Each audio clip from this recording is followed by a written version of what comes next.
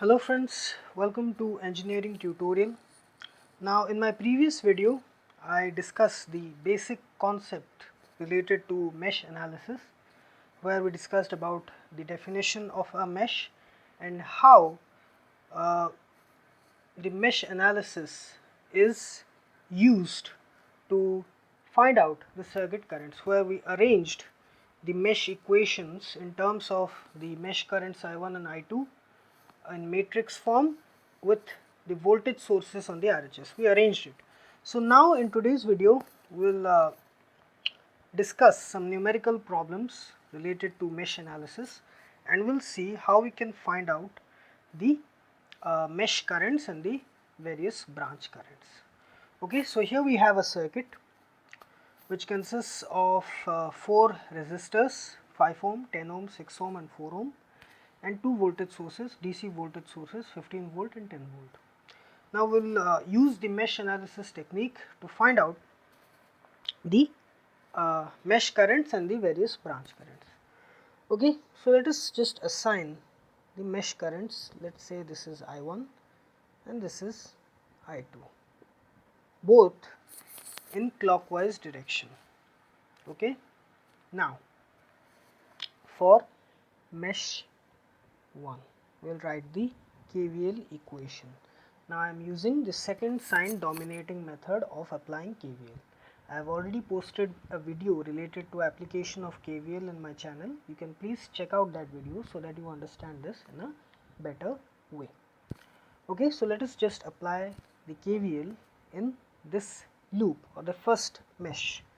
It is 15 minus 5I1 minus, it will be I1 minus I2.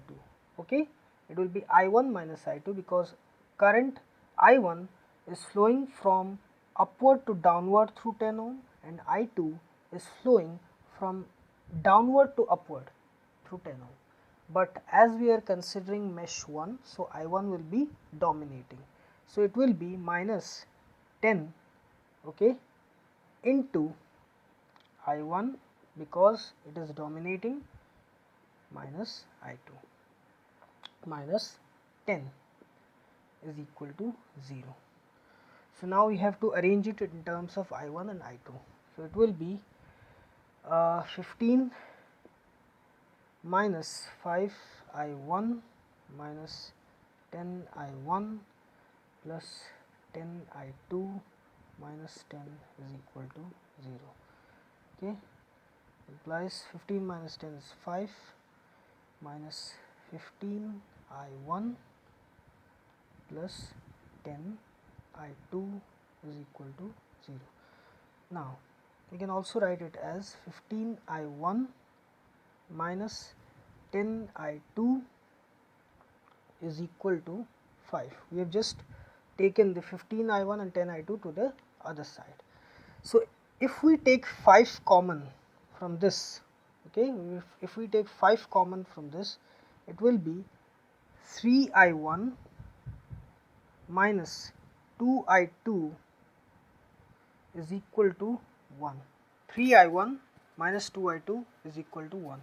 What we have done, we have taken 5 common from this. Okay, we have done this. If we multiply 5 here, we will get the same equation. So what we have done is that we have simply taken out 5 common.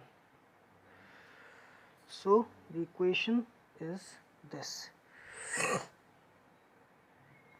3I1 minus 2I2 is equal to 1. This is equation number 1 for mesh 1. Now let us write the equation for mesh number 2. Mesh 2. It will be here. For mesh number 2, I2 is the dominating current. For the current flowing through the 10 ohm resistor, in this case it will be I2 minus I1 because I2 is the dominating current and both the currents they are flowing in opposite direction through 10 ohm. So in this case it will be I2 minus I1, as I2 is the leading or the dominating current. In this case, in mesh 1, it was I1 minus I2 for the 10 ohm case. So it will be 10, I am moving from this side, 10 minus 10 into I2 minus I1 minus 6 I2 minus 4 I2 is equal to 0. That implies 10 minus 10 I2 plus 10 I1 minus 10 I2 is equal to 0. That implies 10 minus plus 10 I1 minus 20 I2, 10 I2 and 10 I2 it gets added and it will get 20 I2 is equal to 0, or we can write it as, if we take 10 common from this, will be 10 into 1 plus I1 minus 2 I2 is equal to 0. That means get 1 plus I1 minus 2 I2 is equal to 0, or we can write it as I1 minus 2 I2 is equal to minus 1. This is the standard form of writing a mesh equation.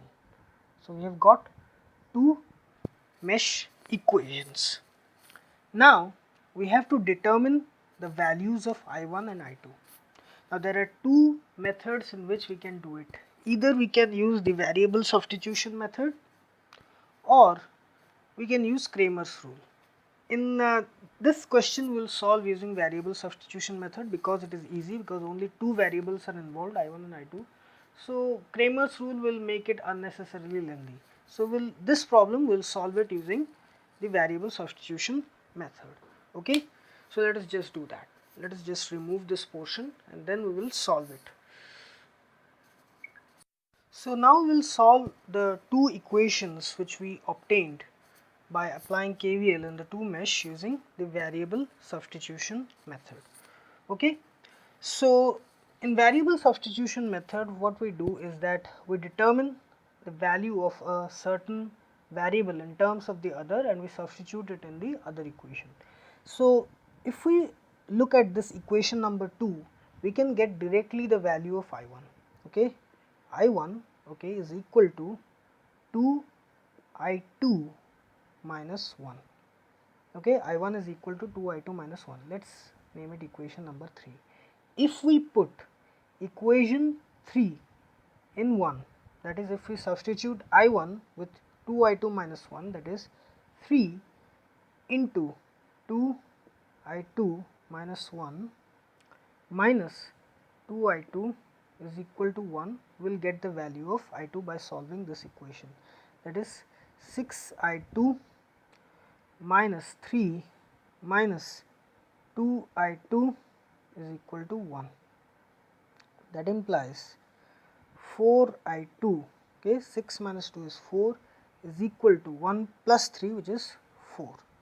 That implies I2 is equal to 1 ampere. So we got the value of I2. We got the value of I2.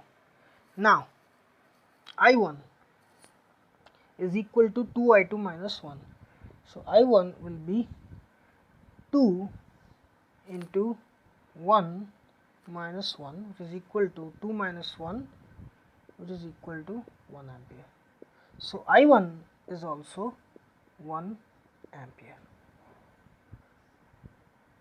So we got the values of I1 and I2. Both are 1 ampere. Now we have to find out the current flowing through the various branch. So if we look at this circuit, okay, if we look at this circuit, the current flowing through this 5 ohm resistor is I1. The current flowing through the 5 ohm resistor is equal to I1, the mesh current I1, because the same current is flowing through it. So it will be 1 ampere.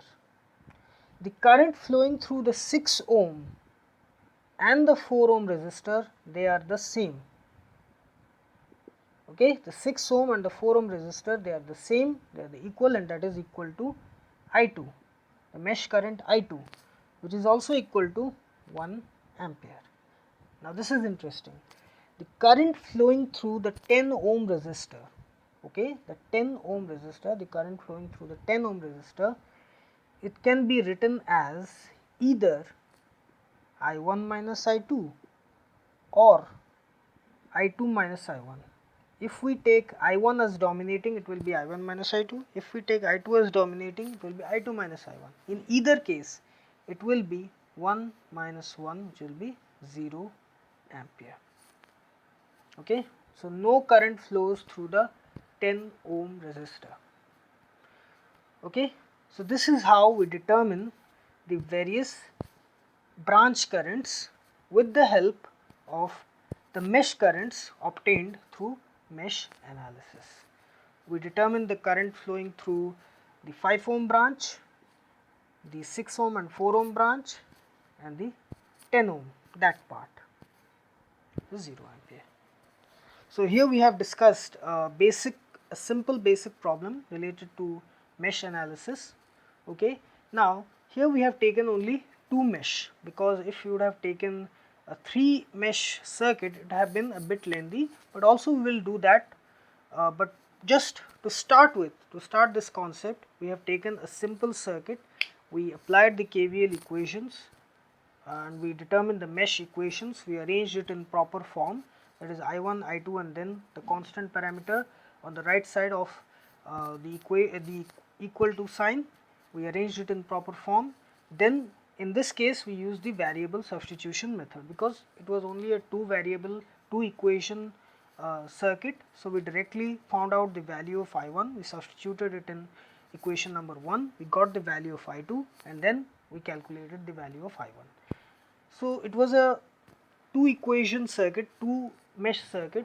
So I always suggest you, in case of 2 mesh circuit, if you find a 2 mesh circuit, use variable substitution method. Don't go for Kramer's rule, because it will unnecessarily take more time.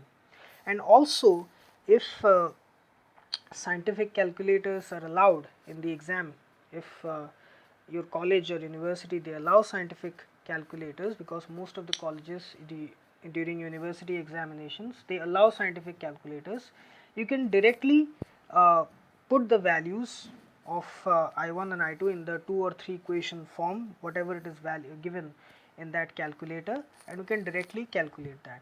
So no need to go for Kramer's rule. Also, for your satisfaction, I will post a video related to Kramer's rule and how we can use Kramer's rule to solve various equations related to mesh analysis. So this is the first problem related to mesh analysis, which we just discussed. So I hope you like this video, and please subscribe my channel Engineering Tutorial for more such videos related to electrical, electronics, instrumentation and communication engineering. Have a great day. Thank you very much.